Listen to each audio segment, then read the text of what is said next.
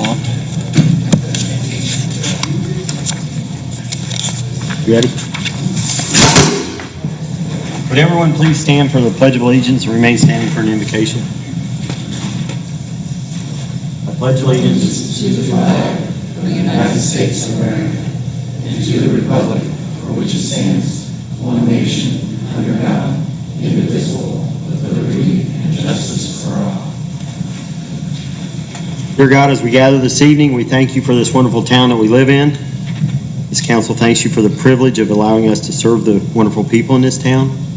And we ask for your strength, courage, and wisdom. In Jesus' name we pray. Amen.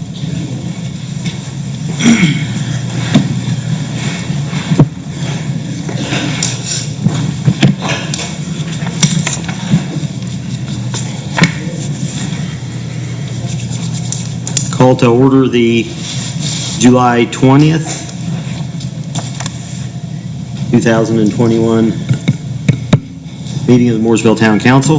Gentlemen have had a chance to read the minutes from our previous meeting. I need a motion to either amend or approve the minutes as written.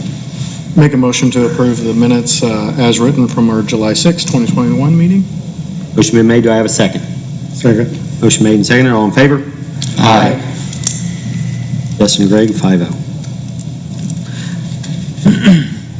Unfinished business, outdoor warning sirens.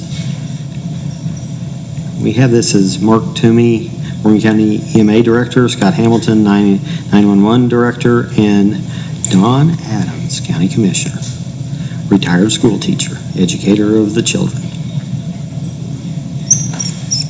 He is not paying attention. Everyone who has him in class knows that when you did not pay attention in his class.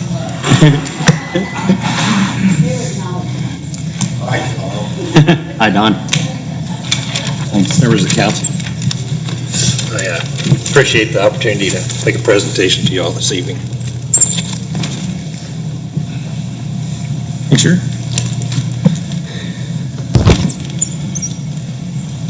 Thank you. Thank you, sir.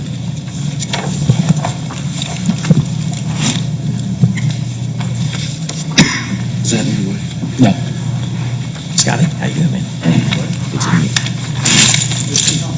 As a preface to what I just passed out, under Indiana Code 10-14-3-2, there's a list of responsibilities put forth to emergency management for each county by the state of Indiana. And some of those, one of those requirements is to prevent, minimize, repair injury from multiple different incidents.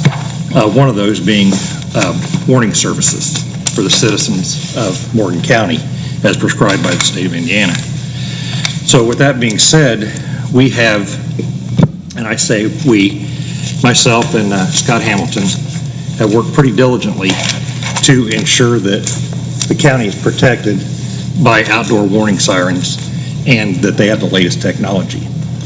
We operate every siren in the county except for the town of Mooresville's. Each siren in the county gets tested by Morgan County 911 every morning at 8:30. We get a printout report that tells you what sirens have any issues, be it a battery problem, one of the stacks not working, an amplifier, so we know that then we can get a hold of our contractor, which is ECS, to go out and repair that siren. The sirens that we're putting in, if you turn back about 5 pages, there's a Welland Series 2900. These sirens are approximately $40,000 a piece. We put quite a few sirens throughout the county, City of Martinsville, Eminence. Scott could list each one of them. He's more familiar with that than I am. And we have software that's currently ordered and is going to be installed, and that software, Scott will explain a little more in depth, gives us a lot of latitude in how these sirens operate. So I put a short introduction to what our goal is on the very first page after the cover page. And then there's a map that follows that. And the yellow is the current coverage by the sirens that outdoor warning sirens that Mooresville has, and our proposed coverage with the new wetlands. The benefit is that everything falls under one umbrella. The software will be initiated by the National Weather Service and will go off during a tornado warning or severe weather warning.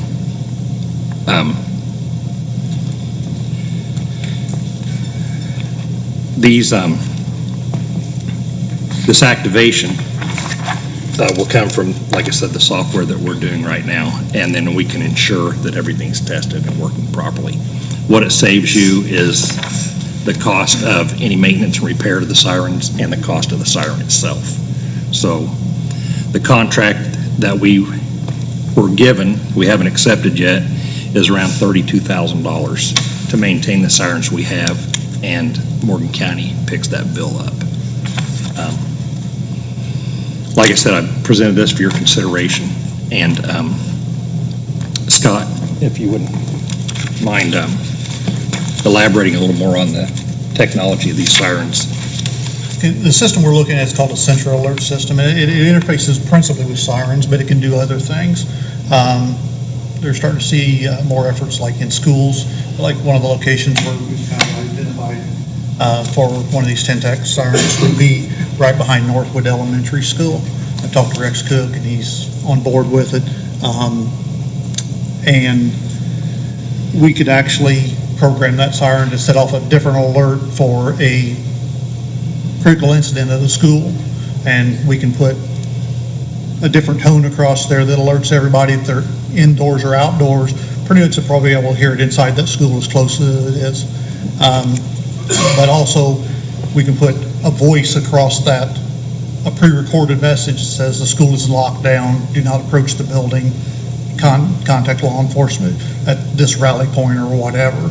We can do those things with the electronic sirens. Mechanical sirens are good sirens, not anything against them, but they just are limited to basically one function and one function only. And what we're looking at is going to the electronic sirens, and what we have done is, because we can put voice across these sirens, they will have the capability of putting voice across them. So if we have a hazardous material incident on State Road 67, we've identified a spot down on 67. If you would have a hazardous material incident, not only could you warn the public of a hazardous material incident, but you can tell them, to evacuate the area, to, if there's a leaking cargo or whatever. There's a lot more capabilities with electronic siren, plus our testing capabilities with the electronic sirens. Mark said, we test ours every morning. We get, with this new central alerts, it's even going to be more extensive. We will get an emailed report of the health of every siren every morning. So we'll know, and if there's a problem, we'll know, and we can get it addressed as quickly as we can. And, that's kind of it in a nutshell.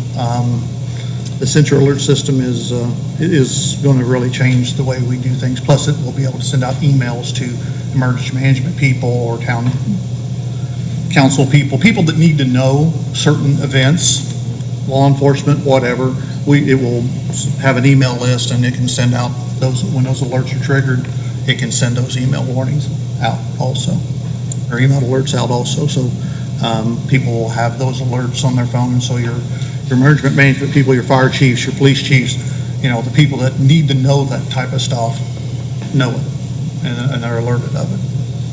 We've worked pretty diligently, Scott has, to make sure that we have placement near schools where they have outdoor facilities, soccer, football. The most recent project we had was last year with Eminence. We put new sirens in their area, and then the contractor did that. I think, what did we get, Scott? $200 or $400 a piece out of the sirens that they had because they weren't compatible with our system. Yeah. So we're trying to go to community to make this a better system for the citizens of the community. So I appreciate your consideration in this matter, and any questions that you might have for myself or Scott. So I know I sat with you gentlemen after the tornado and kind of looked over the mapping and stuff like that. We're taking the human element out of it, basically. The weather service drops, whatever. Right, but we still have the ability to set that off manually as well. So if we have an EMA point of contact from the town of Mooresville or the fire chief or something like that. It'd be a similar alert system as kind of let the citizens have with the email and the text messages for flood warnings or thunderstorms or something like that. Yeah, I mean, it will interface with the wind system that we Okay. already have in existence, so we can send an alert to that wind system to send out to whoever's on that list. And we talked about the activation. The National Weather Service is moving towards what they call geofencing. Yep. So when there's a tornado event in Morgantown, then the sirens in the Morgantown area and the path of that storm probably needs to be activated. Right now, it's a countywide alert, but they're moving to the geofencing system where, you know, the sirens that are in the path of the storm and usually on either side of the path of the storm, because the storms can move, are the ones that get activated. So, Okay. you know, our thing is we don't do live testing with our sirens and just when we put them in. We want people to not become immune to the sirens. We want it to be an unusual occurrence. So when you hear the thing, you're like, oh, it's a tornado siren, better do something. Yeah, you would, yeah, we don't, I mean, you know, a lot of people do it. I mean, these sirens, you know, if the town choose to do this, that if the town, Morgantown puts Westminster chimes on theirs at noon, and these are electronic, you can do it. We can program a particular siren or two sirens to put Westminster chimes across if you want, or whatever kind of chime you want across at noon. You know, it's, you know, they have a lot of capabilities because they're electronic, and with electronics you can tend to So do we're more looking at things. 3 10 stacks? It would be 3, depending on the topography and the Okay. positioning of it. We'd get with ECS, make a visit to every site. They look over the topography, and they determine how many stacks you need to reach that, because trees, hills, buildings, that all affects how the sound's distributed. These are omnidirectional, so you get the sound all the way around continuously instead of the siren rotating. That we can, we've been out before and when they're going to set the siren off for testing, we've placed people out at different mile markers to make sure we can hear it in those areas. And we have a lot of overlap, which is really the whole goal of Yeah, I was this. going to say, I think that's probably a good thing. And the other fallacy with tornado sirens, outdoor warning sirens, is, you know, people say, well, I can't hear it in my house. Well, it's not really designed, if you can hear it in your house, great, wonderful, terrific, that's a plus for you, but they're designed for people being outdoors, working in their yard, or ball fields, parks, taking a walk with your dog, whatever, when you're outdoors to alert those type of things. Indoors, you should weather radio, things like that for indoors. Like I said, if you can hear it inside, great, but its principal design is to cover outside areas, golf courses, anything like that. Any place where people are going to be outside, unprotected, and, you know, need to get warm. Right. Any other questions? How many are you wanting to replace? All of the ones we have currently? Yeah, if you look at the coverage map, we can take and replace everything you have with 3 sirens and get a larger coverage area. Cover everything you have now plus more. And if we find that we have some areas that are lacking, there's not a, you know, if we would have to go back and look and see, we see an area that maybe is marginal, we may look at, you know, a 2 or 3 stack siren in a certain particular area just to overcome maybe a topography issue or a noise issue. If you've got an area that's got a particular loud, you know, that's particularly loud for some reason, you know, there's always a little give and take with this, but the map you're seeing represents what we believe the coverage to be. So 3, correct? Yeah, Yes. 3. And that's what he meant by 3 10 stacks. Yeah, It's right. the number of Yeah. speakers that are in. Number of speakers, yeah. Okay. Each one of those are 5-watt speakers, I believe, so. And the good thing That's a lot about of those noise. is you can take a 10 stack and make it a 6. They just fasten together Right. because each one has its own amplifier. So if one amplifier goes out in the middle of that 10 stack, they can take it apart, put a new one in, and you're back in business, rather than having to get rid of the whole 10 stack siren. What happens to our current, the town just bought new software that is supposed to be automatic too. The town just repaired all of our sirens, and we're adding 3. Well, Shane, to be perfectly honest, I don't know that all your sirens are going to be compatible, and the three you bought were the three we traded in and got $200 a piece for, and a siren's $40,000. So, and we felt lucky to get that. So what we're offering is a brand-new siren, paid for by the county, and service paid for by the county. You could probably sell those to another smaller community that doesn't have anything, but we're trying to go with the same software to operate everything. Countywide. We've been very lucky because Brian Collier, who's the commissioner now, has supported this for the last 3 or 4 years as a council member and given us the money each year. We have 2 sirens right now that are paid for that we can put up. And then I put in for 2 more next year. So we could have this coverage done by February or March of next year with the 2 we have now and another one next year. And we wouldn't take anything down. If we were to do it, we wouldn't take any of your stuff No, down until that's yours. our stuff was up and functional. And Absolutely. That just makes sense. And then, like I said, the town wants to, Marion County uses a federal siren. I know you guys have federals. I think Andrews County uses them. There's other community people, there's a market for them. I mean, they're always looking for parts and pieces and whatever. I mean, there's always a market for them. We've given some of Smaller ours away for communities, parts that yeah, we've got, the So, federals that we There's a have. market. I mean, just like anything else, there's a market for anything. And if you had further questions about the technology and the reliability, we can have ECS, their owner, come in and he can explain. I'm sold on this. National Weather Service say operates, sets They them, Right. sets them all. Yes, they will. Who would, if there was a voice, if you had the other alerts, would that be That would our come from the 911 911 center? center. You could have canned messages that you could give to 911 in the case of, Right. and They would just they have can to yes, they can activate it. set it off. Okay. We can program with the central alert system, we can program canned messages in, or we can actually do a dynamic message with a microphone plugged into the console. The issue with that is you have to speak in a certain way, in a certain Right. diction for it to work correct, because it's going across airwaves and then it's going and being translated in the siren controller box and then going out over the speaker. So there's a little bit of an art to it, but once you learn it, it's one of those things. Right. We have, emergency management has about an 18-page county assessment that we have to meet every year for the state of Indiana. And part of that assessment is to make sure that our early warning devices are operational, what we've done to ensure that. And so that's what we're trying to do now. How far away is that geofencing technology to being implemented? Guesstimate. They use it at the airport right now. Right. I was with the airport for 29 years, and they use geofencing I apologize. for lightning.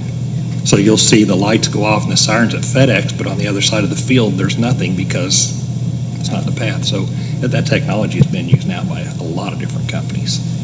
As far as the national, I'm not exactly sure where they're at. They've been working on it for a few years now, and they're progressing with it. It's just, a government, first thing, nothing moves fast in government, as you probably well know. And Yes. Funding and things like that, and COVID shoved everything back even further, than it was before. So I can't give you an estimate. I will research that and try to come up with a hard number on it.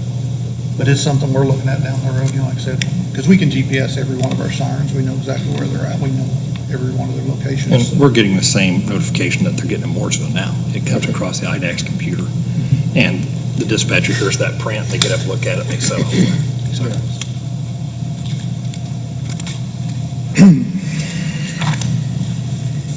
Do you drop them at a thunderstorm warning or a tornado watch and then a thunderstorm warning? Or is it just a tornado warning. tornado warning only? Right. And, weather radios, they provide the information on that, and so does our wind system. If there's a severe thunderstorm warning, then we'll give that across our wind system or the weather radio that we send out. People have to sign up for that system, then it texts it to you or calls your home phone number. It's actually kind of neat. I signed up for it myself. It's a good system. And we've promoted that at county fairs, all over the county. To get people signed up on our Facebook page and county website. So if that's everything, if you have any questions, please feel free to call myself or Scott. and be more than happy to answer anything that you have. Virginia, I have a question for you. Back some time ago, out at Madison Township, you got sirens out there. Have they replaced those? If you know where the ball fields are, there past the fire station on Landersdale, out towards, right behind the North Madison School. Back there in that ball field, there is a big 10-step siren sitting right there. Okay. Got rid of those federal that was out there at the school, and we put a 10-stack in there. Yeah, Tom, to answer your question. Because you fought tooth and nail for that We one. did. Yeah. We got a $10,000 grant from REMC, and we had fundraisers, pancake breakfast, et cetera, and made the money for that. A lot of the labor was volunteers, but we got that siren put up in Madison, and then we had the county take it over from us because we didn't know what we were doing. We didn't know if we did the siren. We got what was needed at the school, so that's what we did. Well, I didn't know if they had replaced that yet. I was trying to figure out where they are in I think mapping. a new battery was put in. Yeah. Does the dispatch Yeah, but we've since we've removed it, we traded that siren in and put a 10-stack in, and we have a full map. If you want a full map, I can send you a full map of our coverages. We have one at, there's still a federal in Heartland Crossing that Heartland, that belongs to us. It's ours. We put the 10-stack there at Landersdale Road right there behind North Madison Elementary. We have a 10-stack at 67, or I'm sorry, at Centerton Road, Henderson Ford Road. Then we have 2 9-stacks out in Monrovia, one at Gasper Christian Church, or Baptist Church, and one right behind Madison. We have a listing in here, have everyone. Yeah, it's, as I was gonna say, it's in here. Yeah.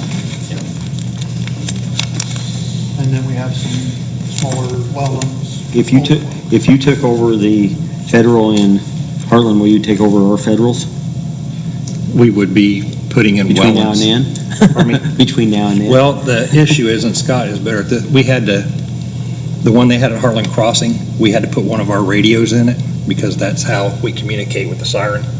So there may have to be some Yeah, we had- reprogramming done. There'd be some reprogramming, and we can't test the health of a federal siren with our system. We can send it a test signal, but we can't say anything about it, and basically the only thing we can say is it's getting power. But if you'll take them over, I think you still owe for part of those the 3 new ones we're getting, if you want to pay that bill too. Yeah. Yeah. I don't think we're interested in that. Like I said, you can go through ECS or another company, and I'm sure they can find somebody that, federals, I know that smaller counties like Martin and Orange County, Brown County. yeah. There's several smaller sirens. I have another question for you. The funding for this comes through the county, Yes. so there's no cost to the town of Mooresville? Ever? We pay, No. we pay for this out of cume cap money. That's how we buy the sirens, out of cume cap money, county funds. And it's a capital project.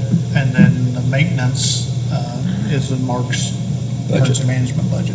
In power, Pardon me? in power. We put solar on them. So, yeah, because the power companies used to be real good about giving power to you. Not so much anymore. They want to put a meter on them and charge you a minimum usage fee, and so it's just simpler to put a solar system on them and be done with it. We have one at Brooklyn Station on Rob Hill Road, and we have it wired into the station and solar panels as well. So, but it draws very little power if we do, pull power to back up. If we got someplace that will give us power, that's fine, but we don't want to just like set a meter and a post for, Yeah. It's just as easy to put solar panels on them and be done with it. But your dispatch center and down south would control them, or is it who controls them? Dispatch. They would come off, 911 dispatch. they would come off our activation rate, yeah. They're there 24/7, and that, that's the guys to monitor it.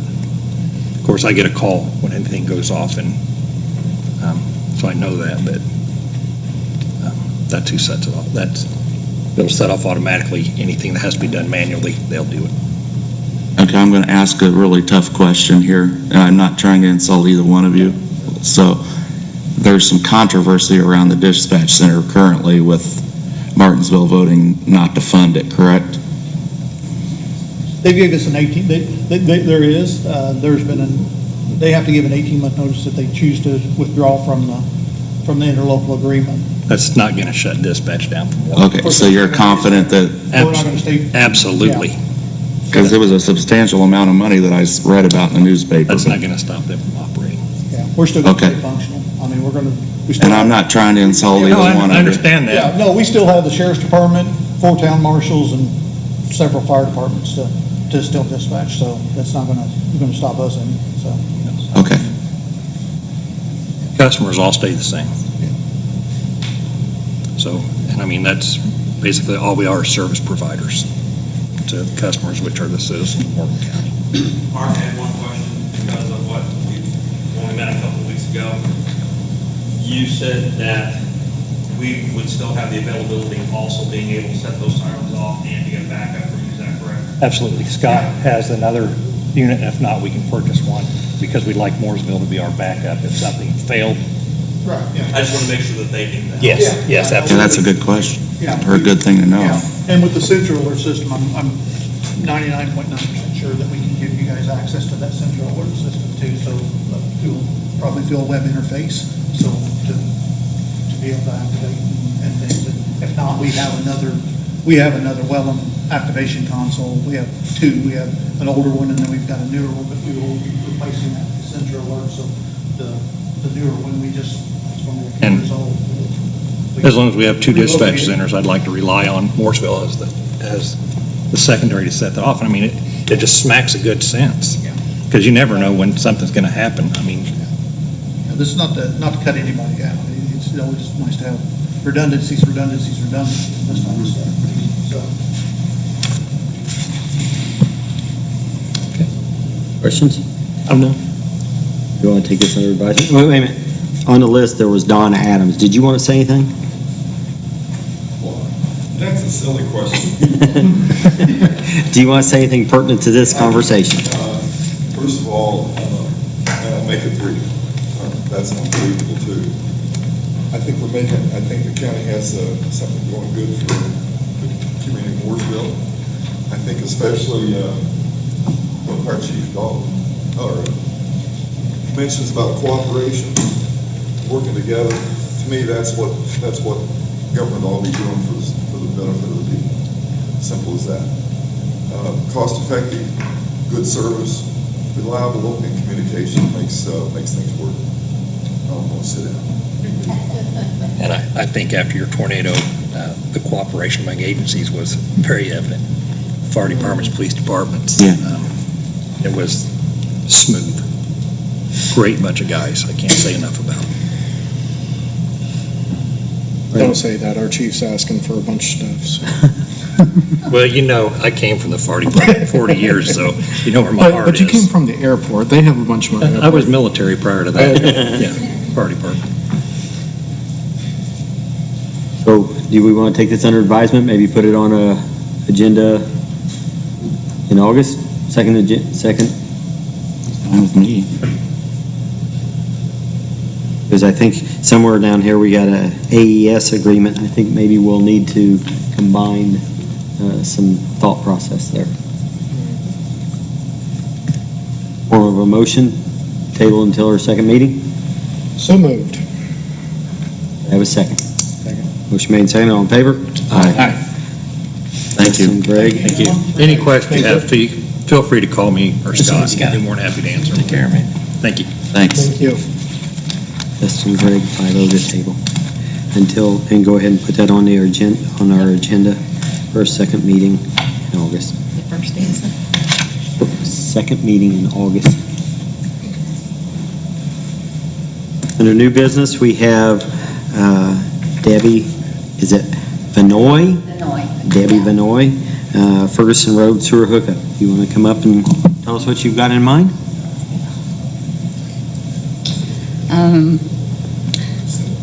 You want me to state my address? Yes. Okay, it's 13916 North Ferguson Road, Canby, Indiana.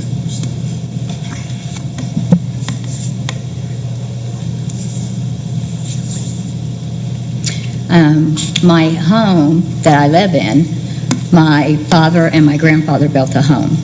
So the septic, the finger systems and the septic are 61 years old. So I've had it looked at, and they said it would probably be easier for me to try to hook up to a sewer instead of putting new finger systems in. And I've had guys come out and check it. My son's a plumber, but he's industrial. He's not residential. So he tried to look at it, and they think it's clogged somewhere in the little bitty pipes, but they don't know where. You know what I mean? So I'd have to hire somebody to come look at it. But I started living there when I was 5 years old, and I don't ever remember my dad updating the system. So I'm pretty sure it's 61 years old. And I built a cabin, and I think the cabin is on some of the finger system. You know what I mean? I didn't build it, but it was built. So I had surgery on June 23rd. I had a right bilateral fusion done on my back of my hip. When I came from the hospital, it was 3 days later. I was taking a shower, and everything was backing up in my shower. My toilet started bubbling. Did laundry. I came up in the shower. So I went to my sister's, and she took care of me for a couple of weeks. I've been back at my house, so I make a lot of trips to my daughter's house or Myers. So I think the hooking up to a finger system is the best way for me to go, because I think doing a whole new finger system, and to me that's old school. Being on my well's fine, so I don't need to hook up to city water. Eventually, I probably will. But I think putting a new finger system is just old school. If there's a sewer, I think we're up in the world now. So. Have you spoken with Dave Moore yet? Oh, yes, I talked to Okay. him 3 times. Okay, Yeah. He's running up here. okay, Running. Speed of light. thank you. Thanks, guys. Here's Scotty. Okay, let me ask you this, because this actually serves, I think it can work. Dave, that sewer line comes out right there on that road just south of her, is that correct? Comes across that road? Correct, just south of her, and then it cuts at an angle across the field. To It Allison's? does. It goes like Okay. this. Would you be willing to annex your property into the town of Mooresville, because we do have contiguity with the Center for Behavioral Science behind you? Wait a minute. Where would I what, hon? Would you be willing to annex into the civil town of Mooresville, annex your property and become a resident of the town of Mooresville? Oh, yeah. I lived here my whole life. Well, what that does is that gives us contiguity to a platted property at the Pyatt construction. Just what we'd ask for if we could get contiguity to that. And I told Dave, We had that anyway. there's a building that was built 10 or 15 years behind me. It's an apartment for low income or people that had disability, I think. They used to have a nurse there and a manager, but there's not been nobody there for 5 years. They're by themselves. So I didn't know if they were hooked up to a sewer. I can't see them putting a complex like that on a finger system and a septic. Which one? Behind you? But behind me, The Center for Behavioral Science? my yard meets their yard. It's where people live, Yes. yeah.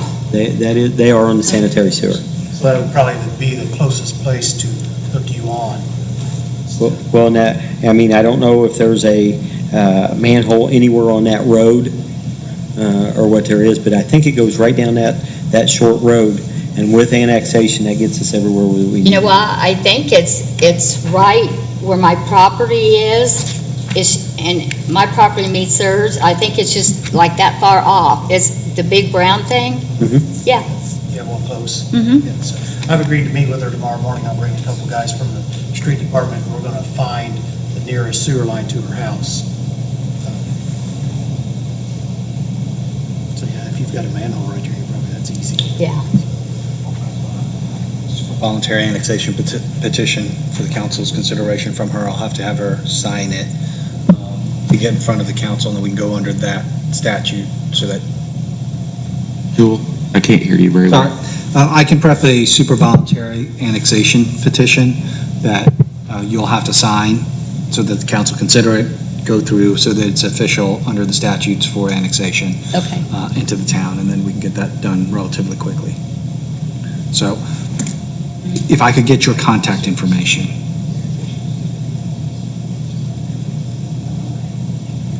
If I can get your contact information, I can prepare the documents. and Okay. get that to you. My phone number is 317-366-8128.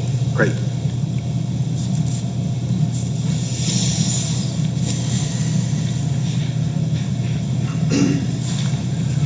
So from the council, we would need, first off, a motion to approve sewer hook-on because we do have contiguity with annexation into the town of Mooresville. Any questions for her, for legal counsel?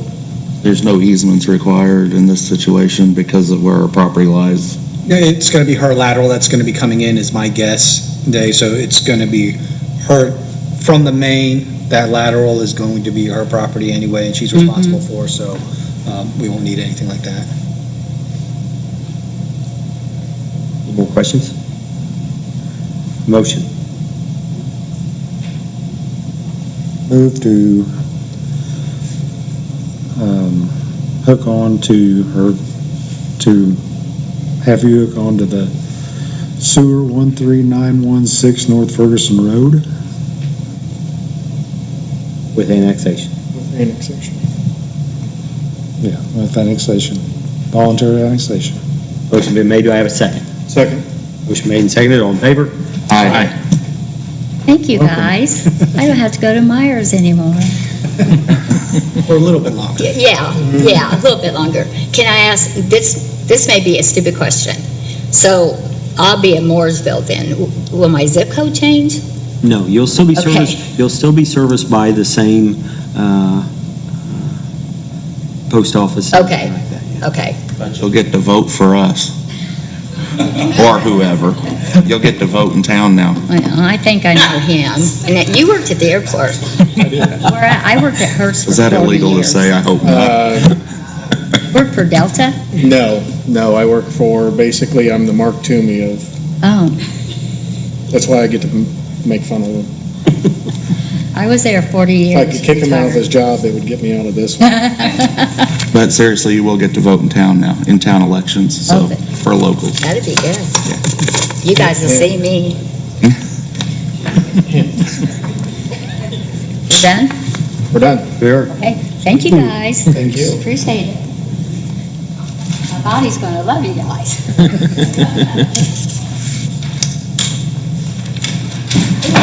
Oh. You all right? Okay. So excited, huh?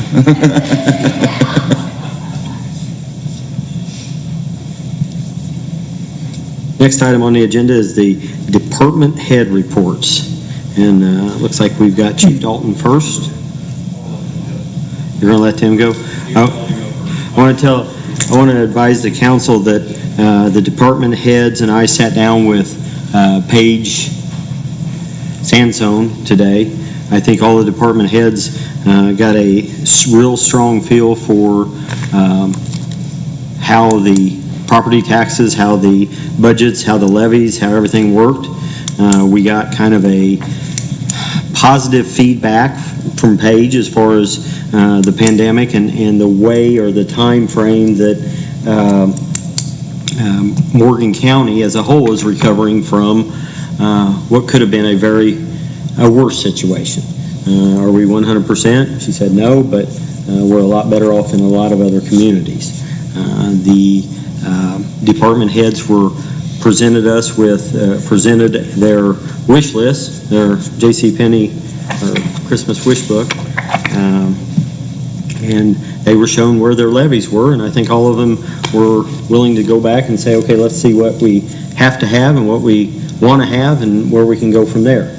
The fun part was that the general fund is a little bit over on our levy, and with the police and firemen both being in the general fund, I think it's going to be an arm wrestling match between Chief Julian and Chief Dalton on who gets to retain the most of that. I think we'll be able to even each other out. You think so? And I do appreciate, I can't speak for the rest of them, I'm assuming maybe the same sentiment, but it was nice to be in that budget hearing. It really gives you a better view and a better idea of where you can cut your corners if you need to, so I do appreciate that. Bacon, isn't it? We'll get the first thing out of the way first, the AES agreement. I know I've sent you all a copy of that. I know what Mark, Scott, and Don have also talked to you about, so I'm assuming that we're probably going to table that for a couple of weeks, so you guys can decide what you would like to do. I can give you my thoughts on it. It sounds like a good deal. It sounds like they want to work with us. Again, the thing I hate is we got money, we've spent money. We spent money on a couple of projects this last year that it seems like it's scratching off lottery tickets and you're not getting winners to me, so. Didn't he say, though, that the sirens wouldn't be put in for quite some time? I think February would be that's when all the ones that they have suggested would be February, on and up and March. running. February, March, I think. February, is what March. he said. But they have 2 right now that they can put up, is what he said. Okay, I missed that somehow. Okay. But this agreement here is just This is the there's no agreement money. for There's no- AES to take the sirens from Monrovia, bring them to Mooresville, and put them in the ground. That's not the total cost, so they're doing that all for free. We're still going to have to provide power to the park siren and power to the wastewater treatment siren. I have quotes for those both, and of course, once we get power to them, he will have to come out, Don, the guy that's installing those sirens, and hook those back up. Newbie siren's already been removed, though, correct? In The siren anticipation has of the been new ones. moved, so we're just waiting to put one back in there, and that one will be fairly easy to hook back up because the power is right there. They would just have to hook it back up, and then Don would have to connect it to the siren system itself. Okay.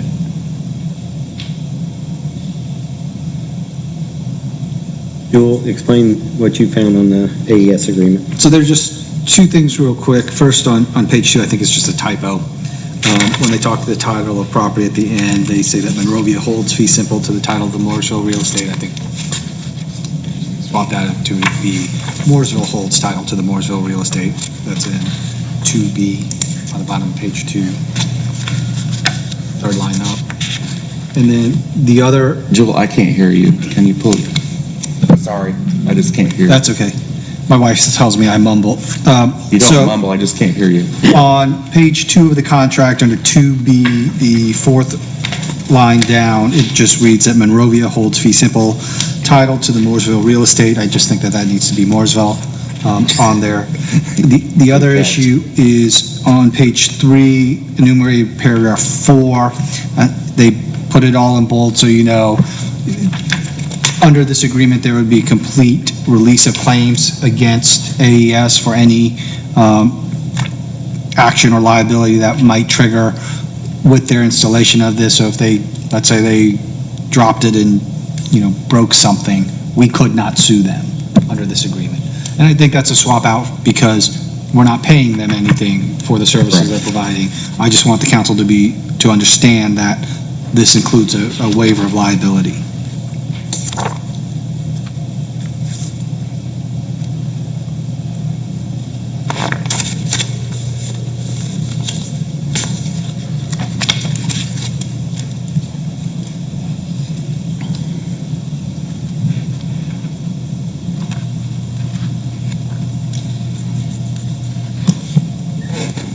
So you don't think Monrovia holds title to Mooresville real estate?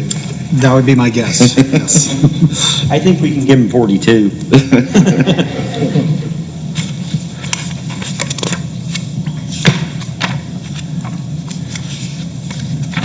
There's times when the expression, if it sounds too good to be true, it probably is. I'd love to say, hey, we don't even need to move those from Monrovia to here, but until we hear the new and improved sirens, I'm scared to death to kick, especially since we took the one siren down. Obviously, they can get that one put up pretty quick. We've got by with 5. They're offering, they will take the poles down, the sirens down, bring them over, put the poles where we spray paint the grass. Correct. The only place they will have to dig or actually, put a new hole in there will be wastewater treatment park. Of course, they can just slide it right back into the slot at Newby. But that's included in this. That is correct. They're going to pull them, transport, put them back in the ground.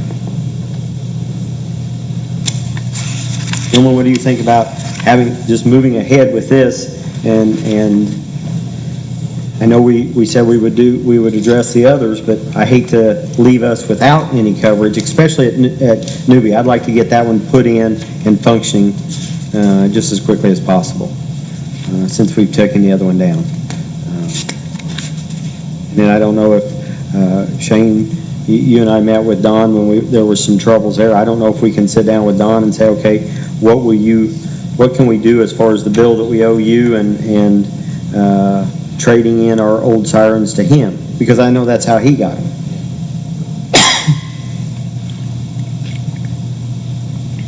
We want to approve this with AES. With the one change. Actually, there's probably another change, since we are doing changes that we can do. At the top, you can see there, they had 5 sirens, and it's actually 3. We just initialed that originally, we both initialed on that, saying that there was a change other than that. But if we're going to change the other, we could change that also.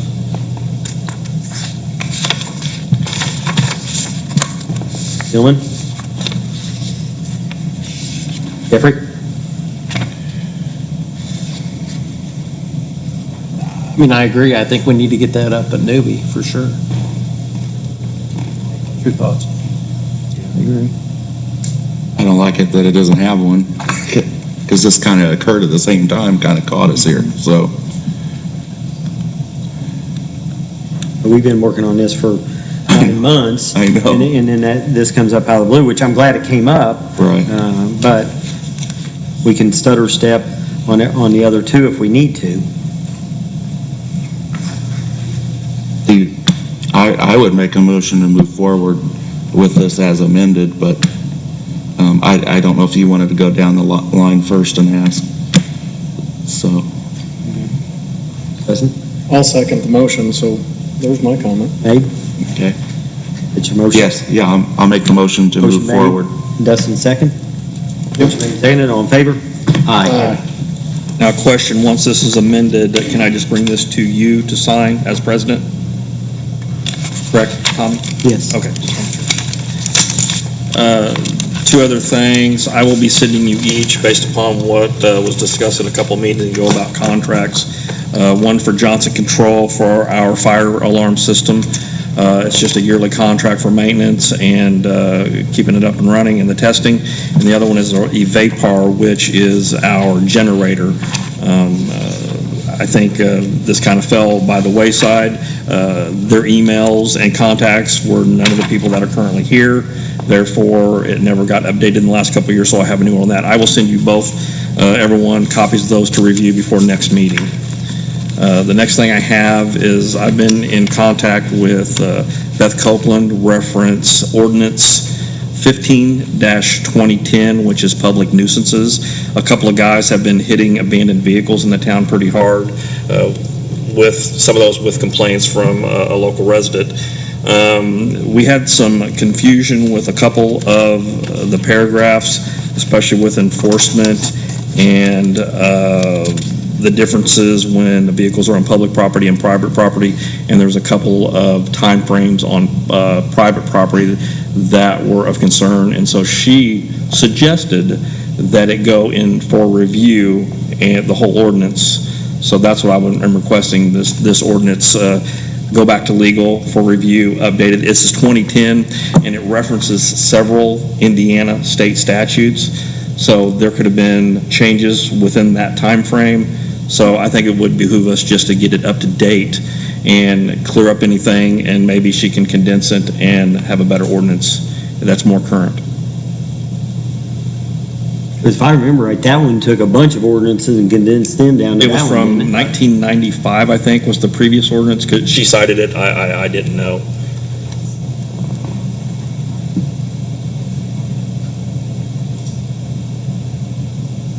Say we send it to review. I do too. You need a motion or just? Because it'll end up being, Consensus? send it to review. Greg? Dustin? Send it on. Send it on. All right, Please- thank you. please go ahead. Last thing I have, I did notate it in our commission meeting. Our last K-9 was medically retired here within the last 10 to 15 days. We're going to have an open house / kickoff for fundraiser to fund. I'd like to be able to fund a K-9 in 2022. So that's going to be on August 1st from 1 to 3 at the police department. Everybody's welcome to come, see the dog, give a little money, so. Other than that, I have nothing else unless you have questions of me. Are you trying for one dog at a time, or are you going to try for just one I would like to get one funded first, and then we can work from there, because there's a lot of stuff where you've got to train the dog, you got to train the handler, so just with personnel, I'd rather do one at a time to get them up to speed. And just for the public's information, because it's not cheap, I mean, this is a big endeavor that he's taken on. It's 10 grand? 10 grand is just a maintenance fund. That would have did maintenance for our 3 dogs. A dog is going to cost a lot more, plus the training with the handler. I was quoted between 15 and 20, but I don't know. Dave would know a lot more than I would. I am currently going through that with my dog, and it is every bit of, I would say, a starting point for a good dog. Just the dog, like a pet dog, is about $5,000. Then you have training and handler pay and stuff like that. You're upwards of 20. Several of our officers, including myself, have already been approached with people willing to donate purebred German Shepherds and stuff like that. Dave is doing a lot of research on that and see what the viability of that as far as a donated dog versus a fully trained dog, purchasing and getting it in. But I think Cy was actually a donated dog, and they both went sent to training, and that should give you, a good rating of how good just a dog donated can be. Jeff, help me out. We had 3. Hester took his. I'm missing one. Bailey. That explains So that where's one. that? Did we get rid of that dog? Yeah, it's been adopted back out. It was turned back into the kennel and then adopted back out. Unfortunately, these dogs probably can't go to normal families, so I know my dog probably wouldn't do well in this setting, so. Chief, I'm happy. I love fundraising. It's kind of a niche of mine. Happy to help. Well, we've received several offers for that also, so I'm going to give a list to Dave of everybody that is willing to help with the fundraising. Everybody's got a little bit different take on it. We've got a couple of surprises set up for Old Settlers, so, it'll be interesting. Were there talks in your budget meeting today for line item 4K9? After we discussed all the stuff for the budget, we've all had to cut stuff from our budget. So right now, that is not one that I can really fund right now out of line items.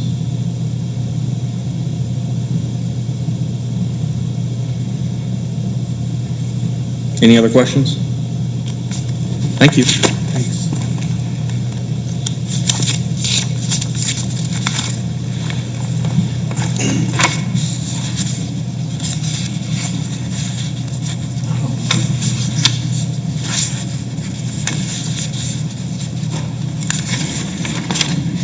Dylan, help me out here. The vote on the AES contract. Who made that motion and who seconded it? Shane and Dustin? Yep. Okay.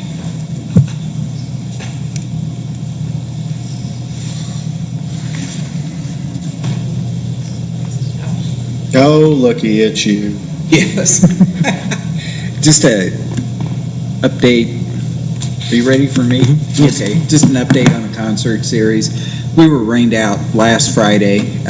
This Friday night, we've got a group called Tastes Like Chicken that's going to be there. And then Big Country that was going to be there last Friday will be there the Friday after that. And we've had real good luck and attendance at the concerts. The nights the weather have been good. We've been getting 500, 550 people there at those. And so we talked to the promoter, and the promoter has agreed. We haven't signed any contracts yet, but the promoter has agreed to do this series again next year.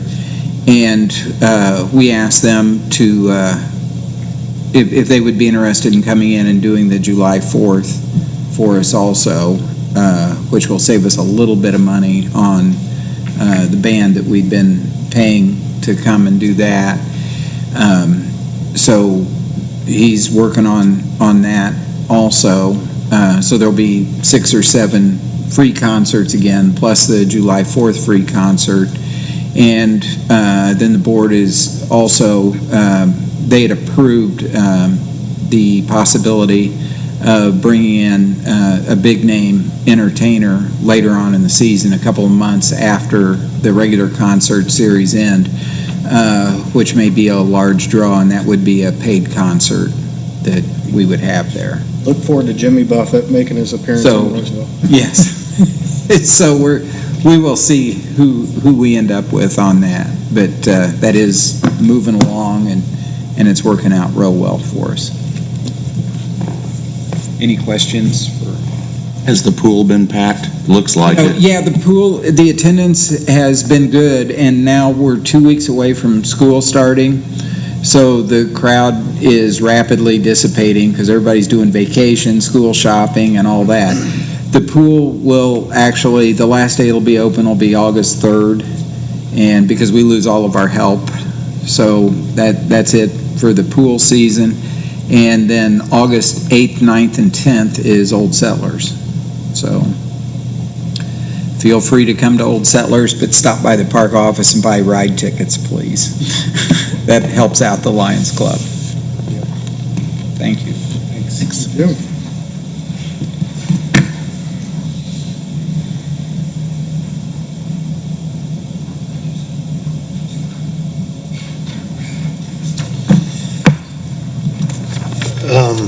So the first phase of the paving and sidewalk work, which was the Roberson Woods area, is finishing up. There's a couple of smaller spots in there of some sidewalk work that the street department's doing this week and next. We've been painting curbs. I've got the contract with Miller Pipeline back on my desk. Remind me to get that too, Jewel, before I leave tonight. And yeah, I think that's all I got. The email that you forwarded to us,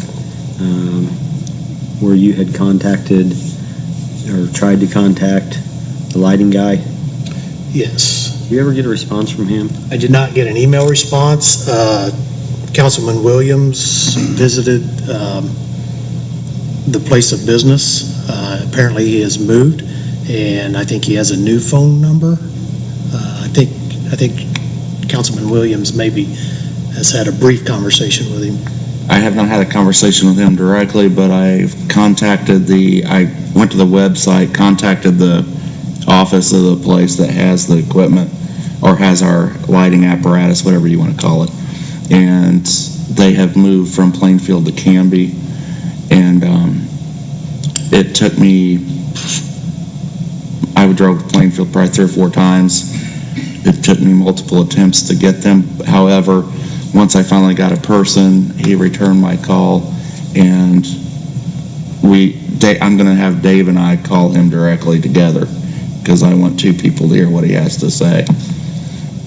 I know Dave has kept me updated as far as, and every time I say, do you want me? And he said, no, the guy gives you a promise every time, and it just... There for a while, nobody could even get a hold of him. Yeah, then he kind of just fell off the face of the earth, so apparently he moved, and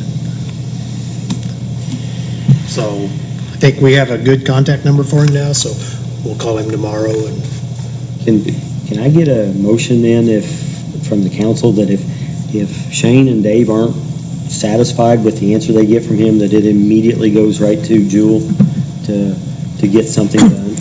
It's just, I'd make that we've been motion. very patient with this guy. And Dave, I know you've kind of throttled me back because I say you want me to call him, and you say, no, I'll take care of it. I guess you're afraid of what I'm going to say, but. I will second You Shane's can call motion. them, you can call them too. I think we all should. Yeah. Motion to Yeah. forward it to legal counsel at Shane and Dave's discretion. I'll make that motion unless, did No, you? you made it. He said he'd Okay, second it. all right. I didn't hear if he's, Motion made and seconded. All in favor? Aye. Because I think we've been more than patient. I agree. And you said you'd already talked to a local company, and they said that they could do it? Yeah, he's ready to come in and get started as soon as we get things cleared up with this guy. Is there still equipment of that guy's sitting at the He still has. job site? No, he's pulled his lift off, Okay. but he does have some of our equipment. I was going to repossess that. I had said I'd bring it up in councilman comments, but since we're on the gateway anyway, Dave has put in some ornamental trees out on the highway, and a lot of the bushes are it looks awful, let's put it that way. So I was going to ask the council if we could let Dave clear out bushes that are dead or full of weeds or overgrown. There's some that look, they're alive, but they look dead. They're brown looking and they're gigantic, but then it's just disproportionate throughout because they're kind of here and there's smaller bushes, and then the smallest stuff is dead and gone. There's a lot of it already gone. But then just plant grass, mow it, have enough space between the trees to mow it, maintain it, keep it looking clean, not block intersections, because some of the grasses were blocking 67, especially like at Samuel Moore and 67, people were waiting to turn left, yielding at the light at 67, and you couldn't see through the tall grass. So I think you've already cleaned some of that out. We did, yes. But things like that, just get it cleaned up, mowed, kind of like the mounds are now, or the medians on Indiana, where it's cleaned up and less weeds. So that's all I was going to bring up with the medians. And maybe you could use some of the landscape, if there's viable bushes that you could use around town or in the park, if the park wants any or something like that, use them. Yeah, I've always been a little leery of dramatically changing things out there, just for the cost of it all, but I'd say anything that's dead needs to come out. some big bushes that are really getting big.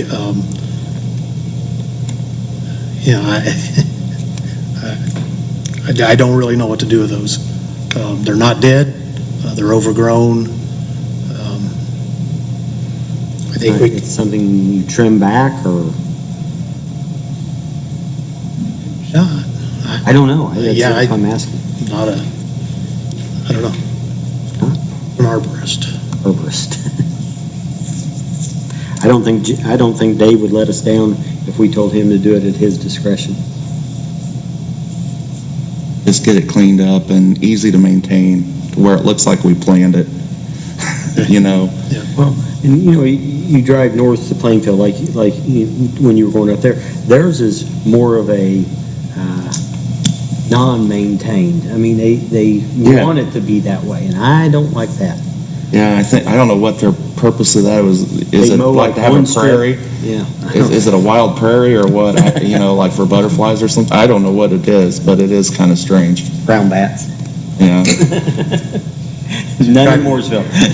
Driving past them, it doesn't look like a lot to maintain, but when you get set foot on the ground and start the process, it's a large area. So, yeah, we'll Talking about our medians. yeah. Yeah. So we'll simplify them, make them look better. Do you need a motion for that or just let them go? Give me a motion to let him free will.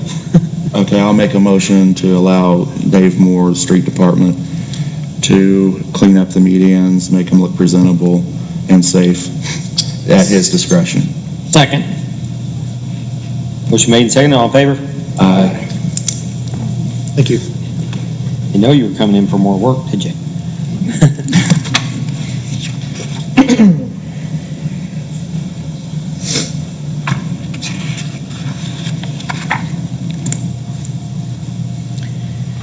Good evening. Where would you guys like to start? How about number one? Number one. Okay, so number one is the territory talks with Mooresville, town of Mooresville and the Brown Township.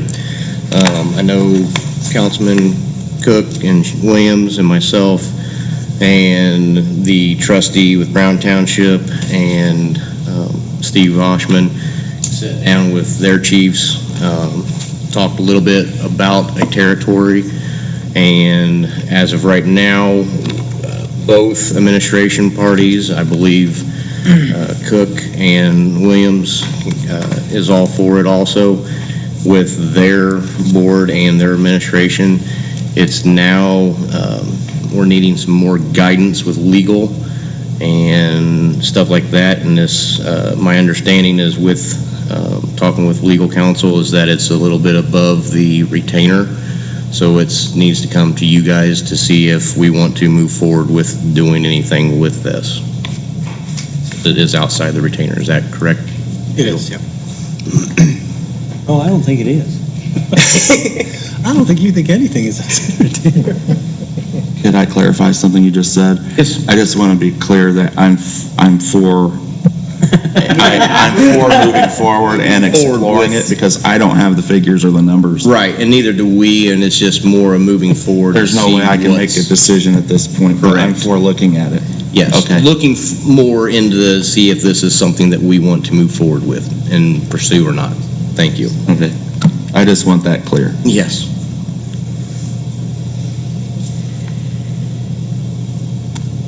Can you give us a feel for, so would this be a 100-hour, a 50-hour? I mean, it all depends upon how far down the road you go. So this is something that I would most likely assign to Beth to do. She represents a couple of different territories and is familiar with this area much more than I am, so she's going to be much more efficient with it. I think just kind of laying out the legal steps to get this done, just laying them out won't be long, just to kind of give you a flow chart sort of situation. But then with the analysis, I don't know what you're looking at.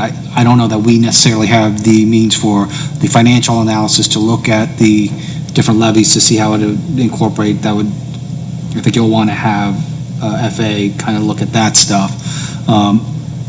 But if it's the setting up the structure, you're looking at probably between 20 and 40 hours of time to get it set up.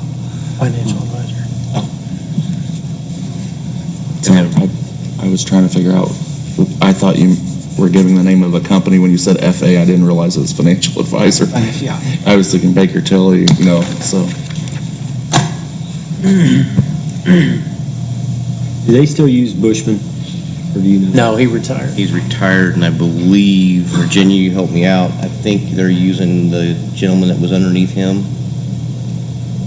Is that kind of what I was told? Yeah, it was Steve, after Steve retired, Yeah, Bushman retired. and then it's using his predecessor It's someone from the same group. They've done it before. I mean, they would have all that, and then we would have ours, and Baker Tilly did the financial analysis. It'll be my third try. I'll keep trying. I think it's something that everyone talks about. And Councilman, you guys correct me if I'm wrong, in that meeting, I mean, even both boards, and I guess, I mean, it'd be decided with you guys and their board to basically decide if we want to use the Bushman's group or task group, and we can split the cost between township and us for legal advice and all that. And that was what was said also in our meeting, if we wanted to try to just use one attorney, whether it's ours or theirs. I would say they use theirs, we use ours until we get to the point that it's time to do the merger, and then pick one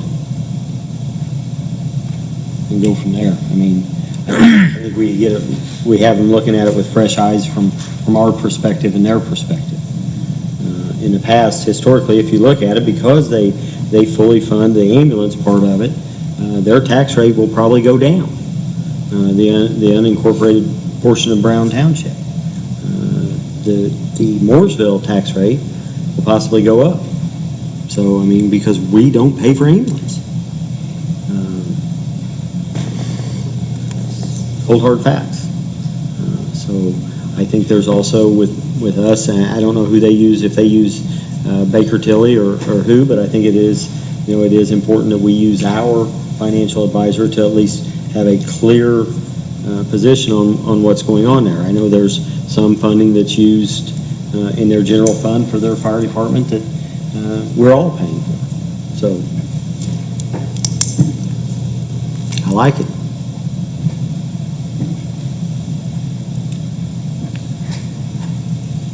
You guys want to move forward? I'm in favor of it, yes. I don't know what the consensus is. I've already stated my position. You for it. He already said. What color do you want the fire trucks to be? Red. That will actually be an argument, I'm telling you. The yellow stripe. With the yellow stripe. With the yellow stripe. Yellow chevron on the back. Greg? Yeah. Justin? Worth looking at. Yeah, I'll keep an open mind and look at it.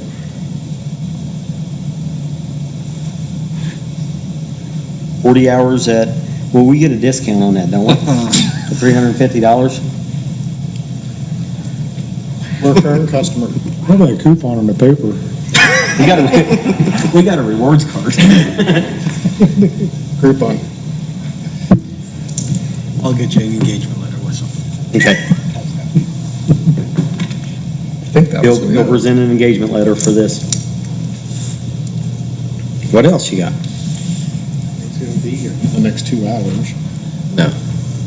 Surplus vehicles. So I checked into the govsdeal.com and the MISA bids. It's basically, we can present those onto that website free of charge. The buyer takes care of all the fees and all that stuff.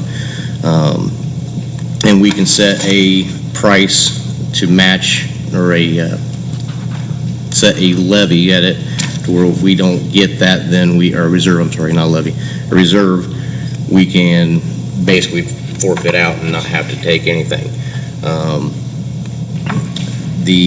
And that's on both of those websites.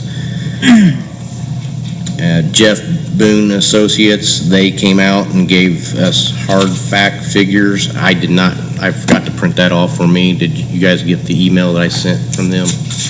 Which was 17,000, is that right? Yeah. Yes. So that's hard figures, which is something. Now it's just kind of a matter of which option do we want to try to pursue. I'd be hard pressed to think that we'll take $12,000 for that rescue. I would agree. I mean, I think you and I had a quick discussion about that. I'd rather see a dump bed go on it and be a new dump truck for Dave. Take care of the medians. What do you think, Dave? We even talked about putting an ambulance box on the back of it and donating it to the yellow team. Yeah, and I actually did reach out, and right now, some of the vendors that I've talked to, they're like, not really, because it's not rated as an ambulance, it's only rated for a squad. And we'd spend more money, and I was hoping to get some emails so I can forward them off to you guys, or have them at least printed out for you guys to read them. From what I was talking about on the phones, excuse me, they would be afraid that we'd spend more money from rechassing it and trying to get it fitted for an ambulance than it would just to go out and buy an ambulance. Well, it's worth it to look. Yeah. I think we could repurpose it within our street department for $12,000. I'd agree. Matt, can you not use it as a rehab vehicle or put the cascade system on it? I really don't have the staffing for it. There's sometimes I can't even staff 2 trucks. It just depends on the day of the week sometimes. I'm hiring some part-time staff. I'm also in the full-time process, getting that completed to get our staffing back up, and right now it's just a hit and miss. We go through it every year. Even when I was on shift, it was every summer. It's the same thing with the past fire chiefs. It's a fight.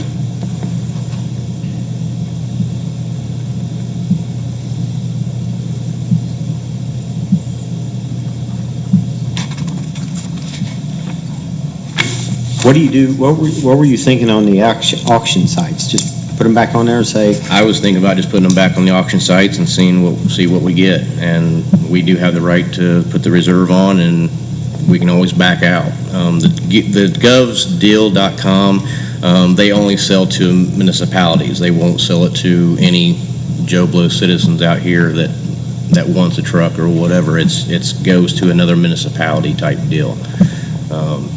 The municipal bid, it's actually open to the public. So you get everybody. There's an example of some things that come from govdeals.com. What'd you say, Greg? What'd you say? What is that? It's a military intravenous kit. Oh, really? Actually, in 1957. You got that off of there? You can have it. I don't know what I'd do with it. Good conversation piece.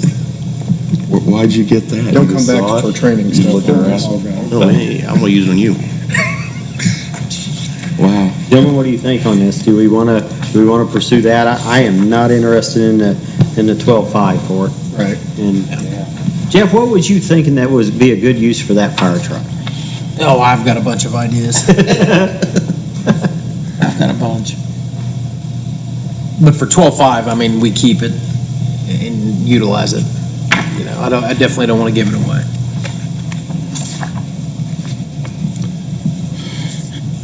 I thought when this all started, you had someone that gave you a rough estimate of 40 grand for that. I think that was under Chief Metzger, and that was maybe E1. Does that sound about right? I think that was.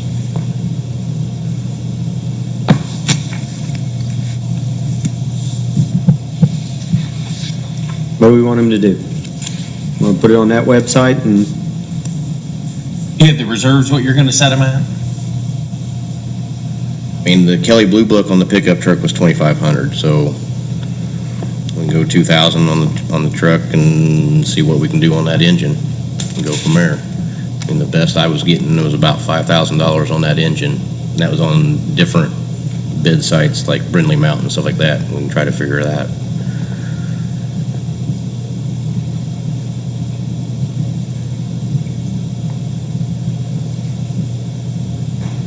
Dave, you looked at that rescue. Did you see a use for it? Well, it has all kinds of really cool features. I mean, electricity, air. Lights and siren. Lights and siren. But, yeah, we would have to retrofit it, put a lot of money in it to put a dump bed on it and possibly a plow. Buying us a few more years with our truck number 8 that's 20 years old. Or could you use it for maintenance or something? Yeah, pull that box off of it, put a dump bed on it, or just a flat bed.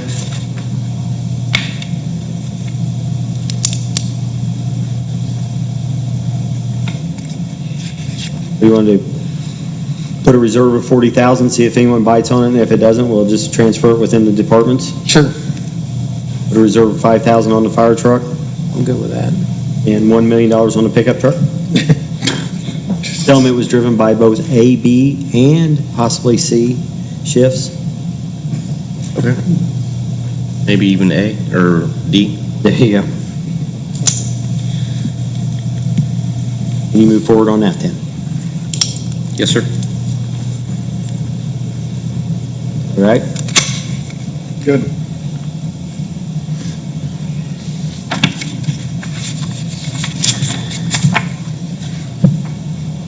The structure gear, we've got everything. There's a few guys that are still needing to get sized and fitted for their gear. bringing it back up again. I reached out to Melissa Duke at Citizens. Talked to her a little bit more. I actually wanted to clarify some things real quick. I thought our first payment was going to be next year. It actually wasn't. It was going to be this year. I was just clarifying some things. It's actually for next year, and it actually went up to the $73.94.75 for the first year payment for next year. Again, I'm back up here just looking to see where we want to go with the budget that I have already in line item, and moving either for paying for it out of my budget or going out of either Lowit or the CDC or wherever we want to, wherever you guys decide that you would like to try to move that. A few of the guys, the only reason we haven't got them fitted is because they were on vacations when we scheduled all their sizing. So here in the next week and a half, we should have everybody sized and ready to go. So, What is the total amount that we would spend on that if we just purchased it outright?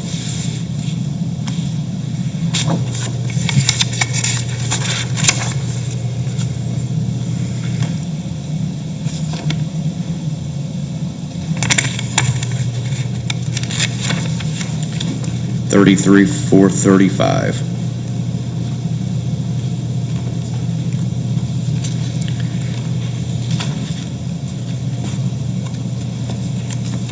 Again, I am okay using the money out of the budget just because it is already appropriated. I know when I was overseeing the PPE gear and stuff like that, I know I had basically bought extra under Chief Tim Metzger, basically to keep in hand for us. And when I'm saying buy extra, I'm talking like our structure gloves or Nomex hoods, stuff like that, some boots and some helmets. So we have supply on that. Every now and then we'd have to kind of dip into that extra little money of the $2,600 to purchase all that stuff, but that's far in between. That stuff really doesn't get damaged very much. The gloves do, but that was, and I even talked to the new quartermaster, and he said he's okay with the gloves right now for as we speak. That he didn't have to buy any more and purchase any more.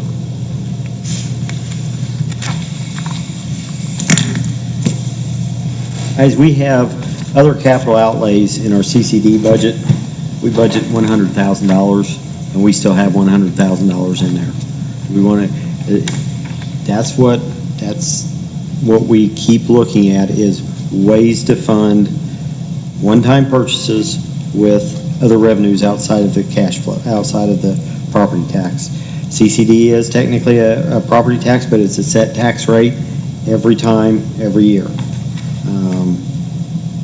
We could fully fund the entire purchase and not have to pay any interest and not go through the bank. Thoughts or comments? What is the interest on that, Matt? Do you know?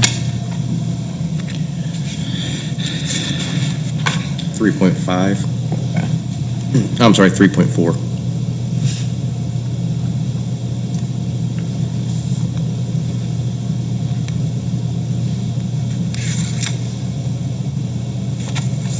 Tom, do you want this? This is the new email, the updated. I thought I sent that to you guys. I apologize.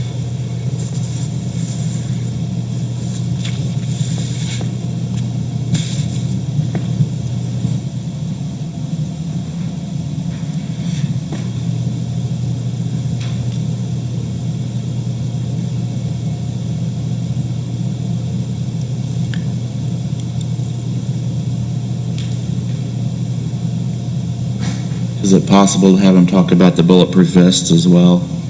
Well, and that's what I was getting ready to say. And then figure out where we're at. Yeah. If we go with the, let's say we approve me to use the budget that's already approved for our PPE without not spending any of the money this year, with the exception of a few little things for some new employees,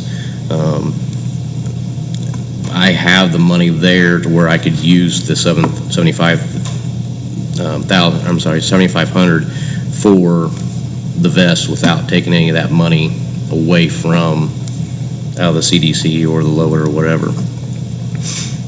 So basically, I would basically cover two things that we're trying to purchase here by going into a lease purchase. Does that make sense? Did I For explain how that many right? years? For the bulletproof vests? Yeah. Bulletproof vests are basically, it's a one-shot thing. It's not like the police that the chief is using now, Chief Gillian. They're only rated for about 5 years. The ones that we're going with is ballistic shields, and they're rated for 15 years. So in another 15 years, then yeah, we'd have to turn around and start replacing. But other than that, that would be another 15 years out. And what was the total cost of the vests? $75.05, and that will put basically four vests on two first out pieces, and then all the staff vehicles. $7,505, $7,505.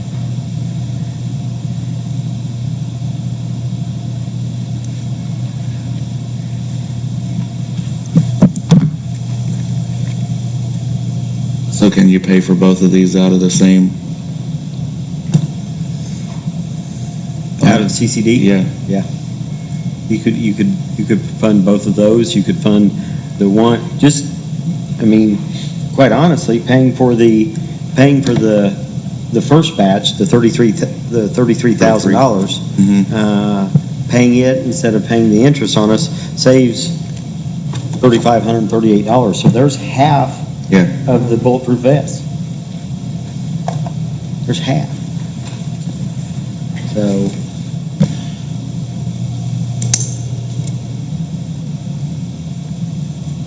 budgeted, we budget that for other capital outlays, and it's one-shot deals. You don't want to do a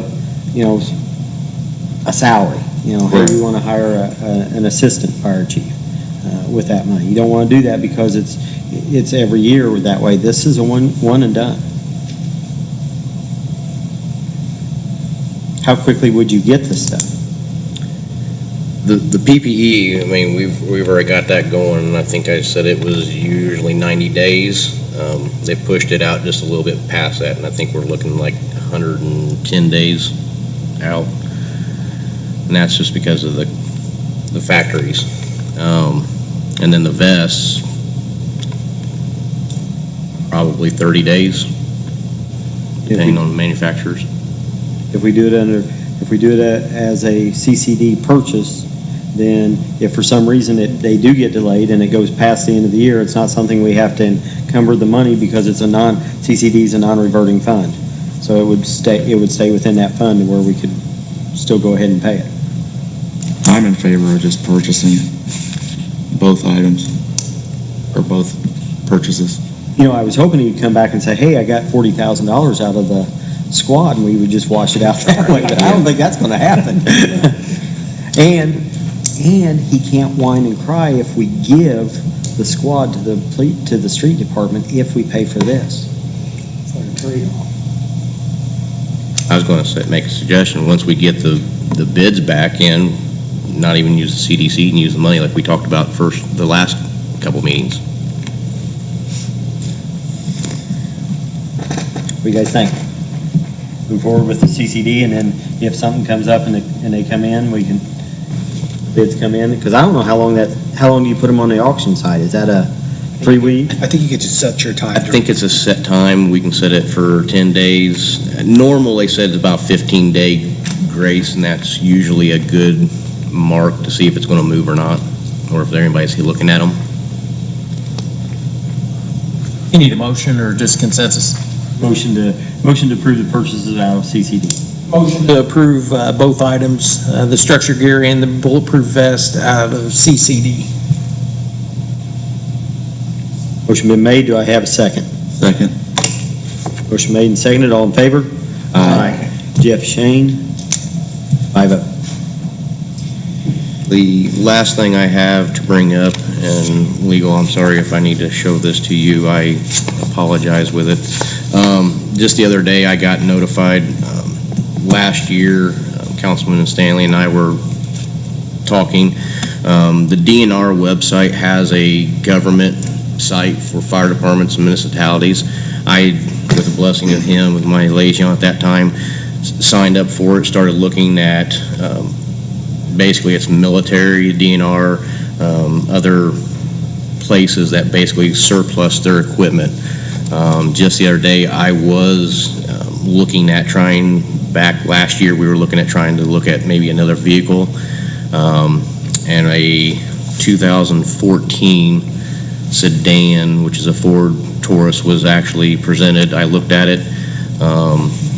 It was the United States Air Force. It's actually here in Grissom. We were awarded it. I just have letters here to basically to remove it off of Grissom's Air Force Base and use it as our vehicle for a staff pool vehicle. The only cost for us is basically we have to keep it and maintain it for 5 years. Other than that, after that, it's ours to do whatever we want to do with it. That's the service agreement that they went through and took care of everything.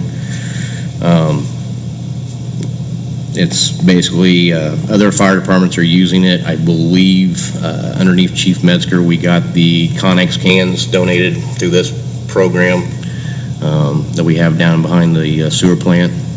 And I'm not underneath Chief Les Farmer and Assistant Chief Allen, the generator that's sitting in the town court is a DNR project. So we have received several under different chiefs. It's just now this has actually came up that we could use a vehicle if we need to. And not knowing what our budget was, this was one way of looking at trying to get a pool car, of not knowing how our budget would be for next year of our wish list. This would actually let the guys be able to use their cars for running around, going to trainings, doing their errands and stuff like that, what they need to do, instead of taking out our $1 million fire trucks. And you'll be able to look at it and make sure it's okay before you take possession? Right. I did talk to Chief Pascal Arns, which received a van last year from this company, or from the DNR's website. And he said if there's something wrong up there, all we got to do is just basically walk away. We say we don't accept it. Like if that is all not correct, then we have the obligation of not accepting it. Okay. How many miles does it have? Was it 77?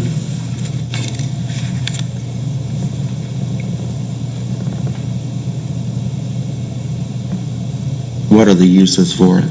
Just firemen going to training, things like that? Going to training, as today, I mean, as you guys know, I haven't filled my assistant chief's position, so that vehicle right now is kind of being used for our guys to kind of run the errands, to go back and forth for trainings and this and that. Once the assistant chief's position fills, once I'm fully back up to running full staff, then that car will be going away, and the guys will be basically using their own personal vehicles.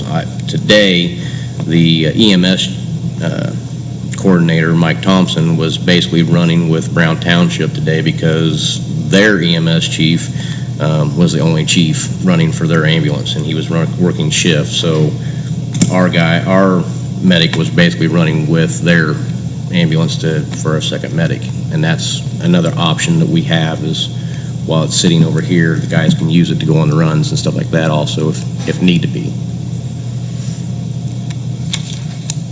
So then, is it going to be fitted as a chase car, or is it going to be fitted as I mean, does it have lights and sirens? My understanding is that all the lights and sirens were taken off, but I did go through all of our extra equipment that we have, and we do have enough to staff it or to outfit that vehicle. Now, when I get up there, that could be totally different, and it could have light bars and this and that. The pictures show light bars and lights all over it, but it also says police, because it was a Air Force police car.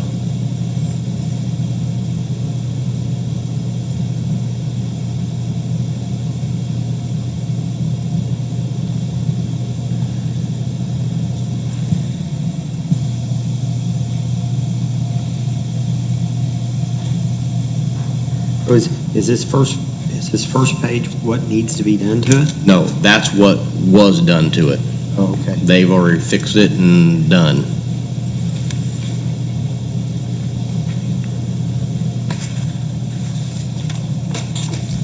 You want that, don't you?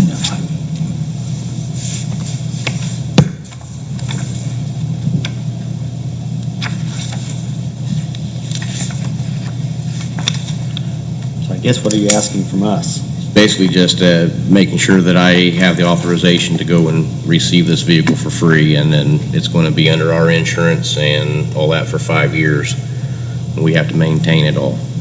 And then after that, we can surplus it, move it to the street department, move it to the town hall, wherever we deem it needs to go.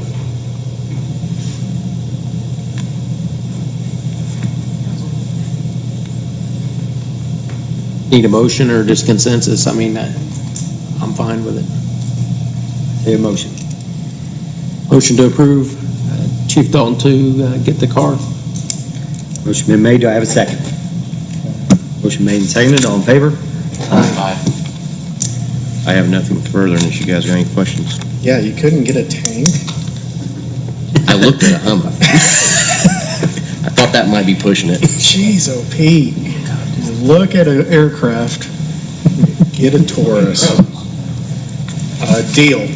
We're out of department heads by now, aren't we? Legal. Real quickly, in front of you is Ordinance 1420-21. This is essentially ending the stay that you had on late fees as it applies to sewage bills. The way we had the last ordinance worded, it would have expired once the governor ends the state of emergency. But he keeps on extending it, and, in our discussions, we felt that it was time to stop the staying of the late fees. So all this does is it starts back up like it normally was in the past. And this is presented to you as first reading at this time. So our second, next, do we have to have a public hearing, or can we suspend the rules and approve it at the first reading? You can suspend the rules and approve it now, or I don't think you have to have a public hearing at the next meeting, because this is not the imposition of a fee. You had simply suspended the previous fee, and it's just going back to what was already passed in the ordinance. So we can approve it on first read, suspend the rules and approve it on first reading if everyone agrees with it, or we can wait and vote on it at our second. Thoughts, Jeff? I'm in favor of suspending the rules. Dane? When do the fee, like what bill does the fees start back up? Due date is the 23rd. Right.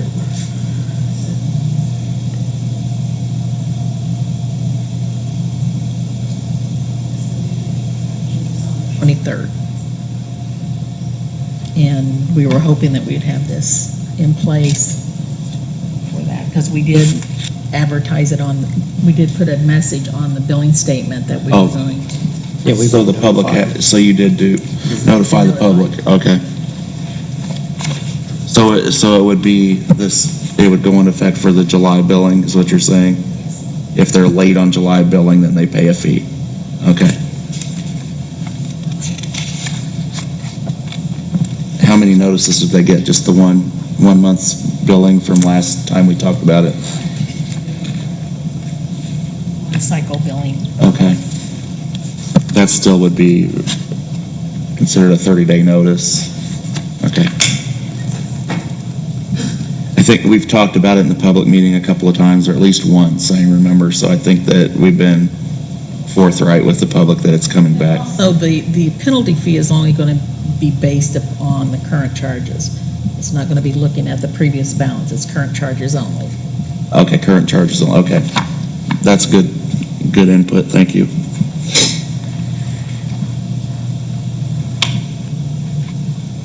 Greg? Suspend the rules. And then I need a motion to suspend the rules and approve on first reading. Motion to suspend the rules and approve on first reading ordinance 14-2021. Motion made. Do I have a second?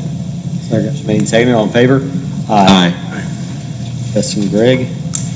I need a motion to approve a first reading That was to suspend the rules.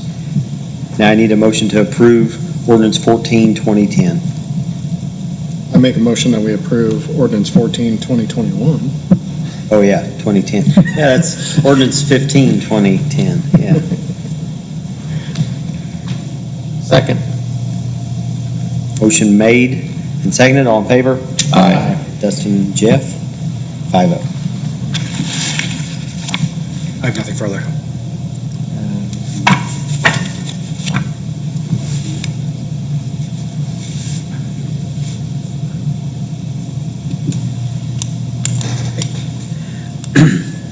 Under public comments, I think we have someone here from NICEPAC that would like to speak.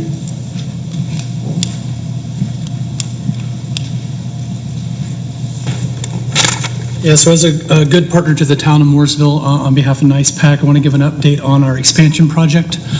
As of this moment, we are in a holding pattern, doing some network studies based on the outcome of the COVID pandemic for us.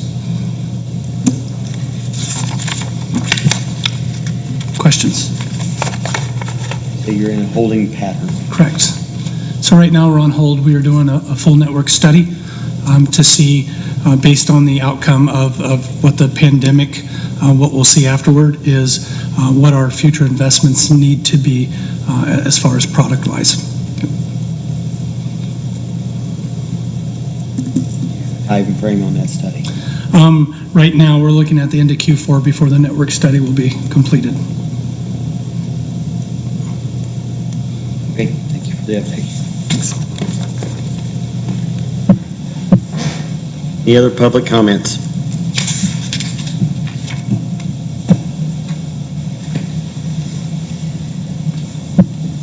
Motion for approval of payment of claims? Make a motion we approve claims in the amount of $730,258.11. 730,258.11. Motion been made, do I have a second? Second. Made and seconded, all in favor? Aye. Justin, Greg, 5-0. Town council comments. I'll give my time to Shane. You'll yield the floor. Why just me? You must, you've already said. So, I just wanted to alert the council, I don't know if anybody saw it, but Martinsville had used some of the COVID money for bonuses. I think they gave $3,000 an employee. And I just wanted to alert the council. I don't know if we can bring this issue back up since it was voted down. I don't know if we have to wait a time period, Jewel, or not. Well, I mean, generally speaking, when something dies under Robert's rules, you would wait a year, but if there's different funding and things of that nature, that's a different situation, but I mean, that is one of the approved uses under the ARP Act, but there's so many out there that I think it's kind of a decision that the council will need to make as to how you want to use those funds. I just wanted to, and not that we have to do everything other communities do, but I think it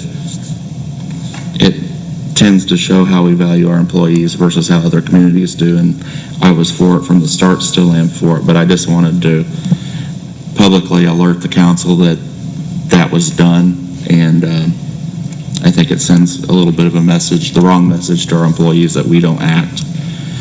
Secondly, on the budget hearings, while I'm glad that the town council or department heads were invited this morning, you kind of saw a little bit of something happen here in this meeting. The K-9 budget was evidently cut this morning behind closed doors, and I don't care for that.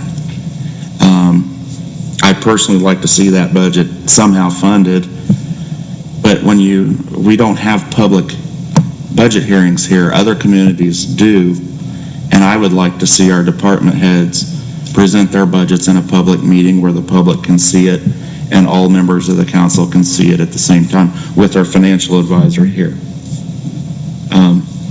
that's a small example. If things are cut, we were told about that, but if things are cut, and after participating last year, for the first time I saw this, I don't like how things get cut behind closed doors, because then the public doesn't see what the department head is requesting. And so how can the public get a feel of our decision-making when it comes to prioritizing their dollars? So that's just my 2 cents on that. I would like to see us hold some kind of public budget workshop before we vote on a budget that was massaged behind closed doors. Yeah, I just want to say one thing real quick to clarify the record. Budget hearing carries a specific term or definition, and so the budget hearing is once the budget is presented, it's advertised, we have a public hearing for it. So I mean workshop. Okay. Did I not say workshop too? You said budget hearing, and so I just wanted to make sure that sorry. it was... Budget workshop's what I'm talking about.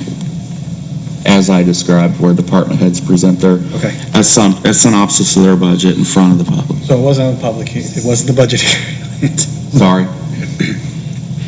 Anything else? Nope. Greg? Dustin? Want to thank American Water for their investment in the town. $22 million in water upgrades set to improve the quality of water for their consumers. We went to the groundbreaking last week. I will say I will not tell any more jokes, but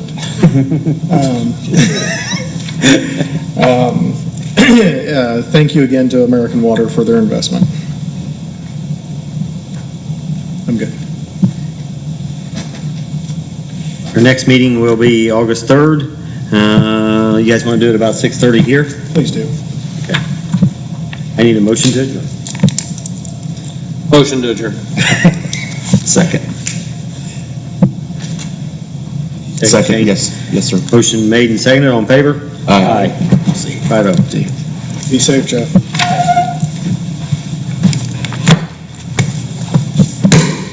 Wasn't a hearing. It wasn't a